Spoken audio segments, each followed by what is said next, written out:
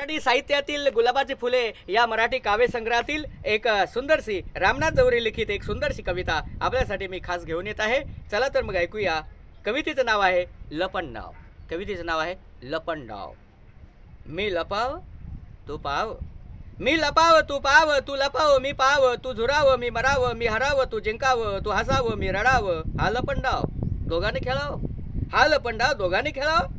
तुझ्याशिवाय मी माझ्याशिवाय तू, तुझ्याशिवाय मी माझ्याशिवाय तू राहू शकत नाही।